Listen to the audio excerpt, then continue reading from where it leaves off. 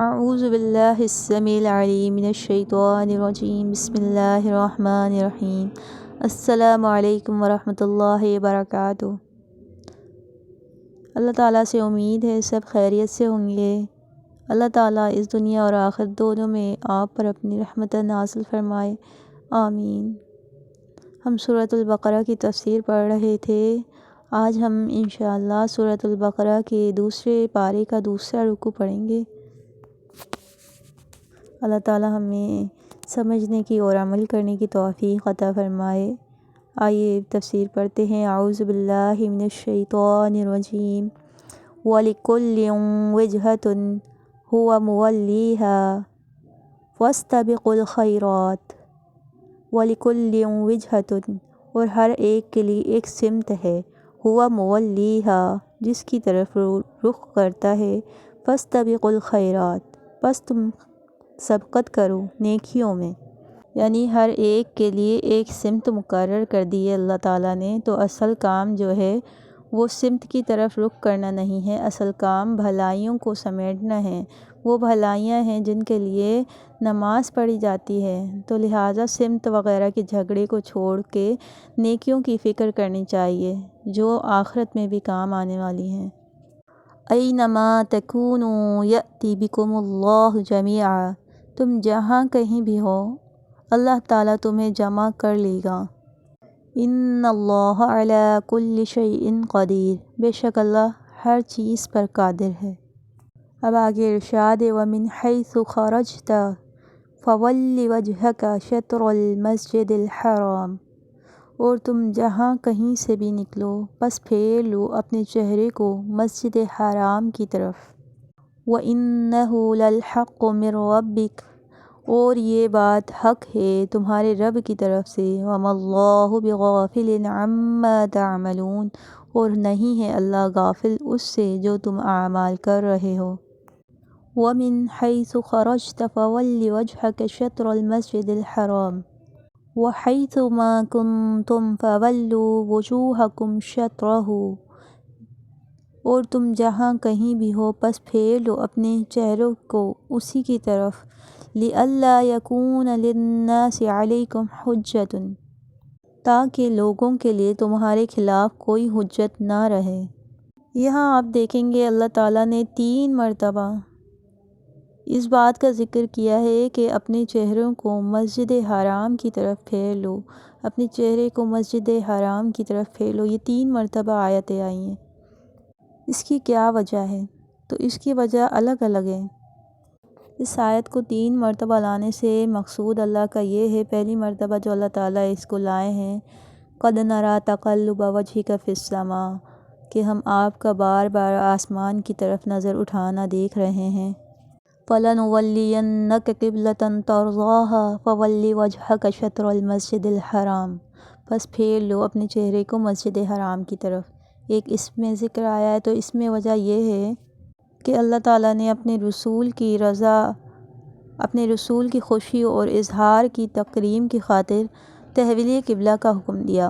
اور دوسری مرتبہ جو آیا ہے اس آیت مبارکہ کے بعد وَلِكُلِّ وِجْهَةٌ هُوَ مُوَلِّيهَا ہر ایک کے لیے ایک سمت ہے جس میں وہ نماز کی طرف رخ کرتا ہے۔ تو اس کا مقصد یہ ہے کہ ہر جو جماعت ہے اس کے لیے ایک سمت مقرر ہے۔ تو تحویل کعبہ جو ہے تحویل قبلہ کے مسئلے پر جھگڑے کھڑے کرنا درست نہیں ہے۔ اصل کام تو نیکی ہے اور نیکی کے کاموں میں پیش قدمی ہے، آگے سے آگے بڑھنا ہے۔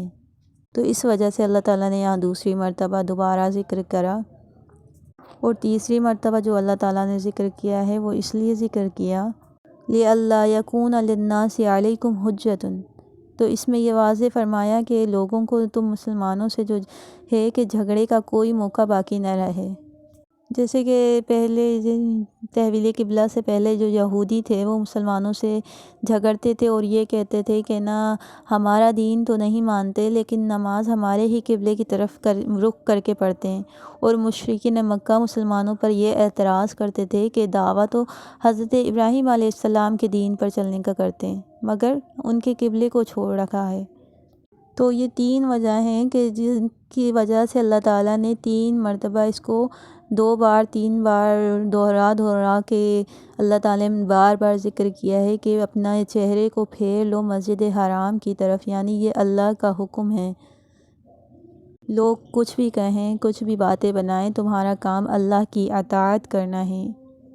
لوگوں کا تو کام ہی ہے باتیں بنانا اور دین میں شک و شبہات نکالنا، تو ان کی مت سنو، صرف اللہ تعالیٰ کی سنو، اسی کے فرما بردار رہو۔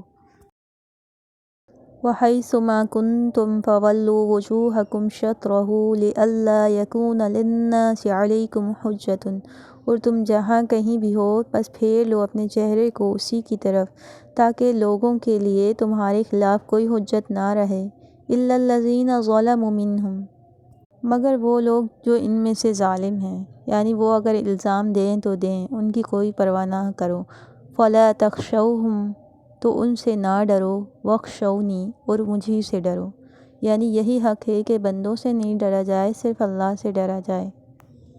وَلِأُتِمَّ نِعْمَتِی عَلَیکُمْ وَلَعَلَّکُمْ تَہْتَدُونَ، اور اس لیے بھی تاکہ میں تم پر اپنی نعمت پوری کر دوں، اور اس لیے بھی کہ تم ہدایت پا سکو۔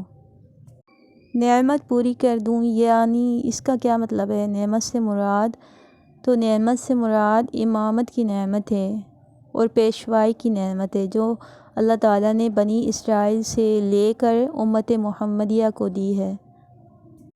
یعنی اللہ کا مقصد یہ ہے کہ اللہ تعالیٰ یہ فرما رہے ہیں کہ تحویل قبلہ کا یہ جو حکم ہے، یہ دراصل اس منصب پر تمہاری سرفرازی کی علامت ہے کہ اللہ تعالیٰ نے تمہیں امامت اور پیشوائی کی نعمت عطا فرمائی ہے۔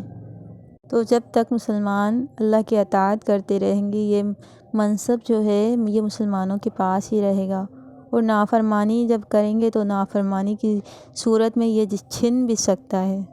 كَمَا أَرْسَلْنَا فِيكُمْ رَسُولًا مِّنْكُمْ يَتْلُو عَلَيْكُمْ آيَاتِنَا وَيُزَكِّيكُمْ وَيُعَلِّمُكُمُ الْكِتَابَ وَالْحِكْمَةَ وَيُعَلِّمُكُم مَّا لَمْ تَكُونُوا تَعْلَمُونَ، جیسا کہ ہم نے تم پر یہ انعام کیا کہ تم میں ایک رسول بھیجا جو تمہارے سامنے ہماری آیات تلاوت کرتا ہے اور تمہیں پاکیزہ بناتا ہے اور کتاب اور حکمت سکھاتا ہے، اور وہ کچھ سکھاتا ہے جو تم پہلے نہیں جانتے تھے۔ یعنی اللہ تعالیٰ یہ یہاں پر رسول کی بات کر رہے ہیں کہ اللہ کا یہ ایک احسان ہے کہ اللہ تعالیٰ نے تم میں ایسا رسول بھیجا ہے جو تمہیں اللہ کی آیات سناتا ہے، اللہ تعالیٰ کی آیات پڑھ پڑھ کے سناتا ہے، تمہیں پاکیزہ بناتا ہے، یعنی تمہیں گناہوں سے پاک کرتا ہے، اور تمہیں کتاب اور حکمت کی تعلیم دیتا ہے۔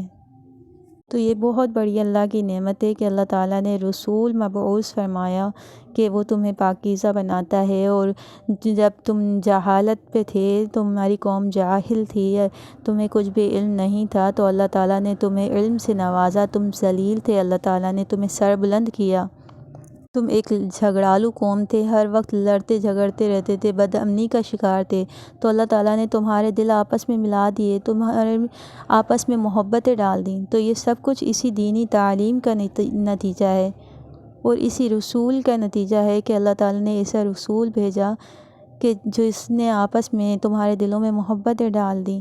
تو یہ ایک بہت بڑا اللہ تعالیٰ کا انعام ہے۔ تو اللہ تعالیٰ کا ایک یہ انعام ہے کہ اللہ نے رسول بھیجا، اور دوسرا اللہ کا انعام تحویل قبلہ ہے، جس کے ذریعے تمہیں دنیا کی امامت سونپی گئی۔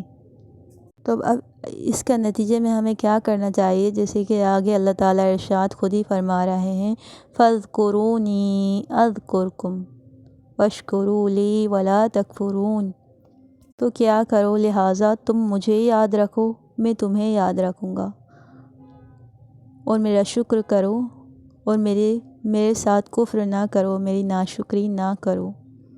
تو لہٰذا انسان کو یہ لازم ہے کہ ہر دم وہ مجھے یاد کرتا رہے، یعنی اللہ کو یاد کرتا رہے۔ اللہ تعالیٰ یہ فرما رہے ہیں کہ انسان کو اس نعمت کے شکر میں اس کو چاہیے کہ مجھے یاد کرتا رہے، اور اگر اللہ کو بندہ یاد کرے گا تو اللہ تعالیٰ فرماتے ہیں اگر تم مجھے یاد کرو گے تو میں تمہیں یاد کروں گا، حضرت ابو ہریرہ رضی اللہ عنہ کے حدیث ہے کہ نبی اکرم صلی اللہ علیہ وسلم نے فرمایا کہ اللہ تعالیٰ ارشاد فرماتا ہے کہ میں تو اپنے بندے کے گمان کے مطابق ہوتا ہوں اور اپنے بندے کے گمان کے مطابق اس سے سلوک کرتا ہوں، اور جب وہ میرا ذکر کرتا ہے تو میں اس کے ساتھ ہی ہوتا ہوں، اگر وہ مجھے دل میں یاد کرتا ہے تو میں بھی اسے دل میں یاد کرتا ہوں، اور اگر کسی وہ جماعت میں مجھے یاد کرے تو میں اس سے بہتر جماعت میں اسے یاد کرتا ہوں، اور اگر وہ ایک بالش میرے نزدیک ہوتا ہے تو میں ایک ہاتھ اس کے نزدیک ہوتا ہوں، اور اگر وہ ایک ہاتھ میرے نزدیک ہوتا ہے تو میں دونوں بازو پھیلائے اس کے قریب ہوتا ہوں، اور اگر وہ چلتا ہوا میرے پاس آتا ہے تو میں دوڑ کر اس کی طرف جاتا ہوں۔ تو پہلی بات ہے اللہ کو یاد کرتے رہنا چاہیے، اور دوسرا اللہ تعالیٰ نے فرمایا میرا شکر کرو۔ تو اللہ تعالیٰ کا شکر ادا کریں گے تو ہمیں انسان کو کیا نعمت ملے گی کہ اللہ تعالیٰ وہ جو نعمتیں ہمیں اللہ تعالیٰ نے دی ہیں وہ تو اسی طرح ہمارے پاس رہیں گی، وہ نعمتیں بھی بحال رہیں گی، بلکہ اللہ تعالیٰ مزید بھی انعام و اکرام فرمائیں گے، مزید بھی ہمیں نعمتیں عطا فرمائیں گے، جبکہ اگر ہم ناشکری کریں گے تو وہ جو ہمارے پاس نعمتیں ہیں وہ بھی چھن جائیں گی۔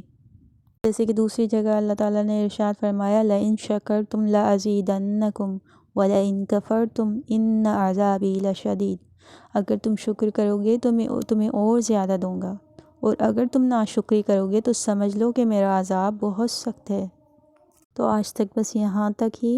اللہ تعالیٰ ہمیں سمجھنے کی اور عمل کرنے کی توفیق عطا فرمائے، آمین۔ سبحان ربک رب العزت عما یصفون وسلام علی المرسلین والحمد للہ رب العالمین۔ السلام علیکم ورحمۃ اللہ وبرکاتہ۔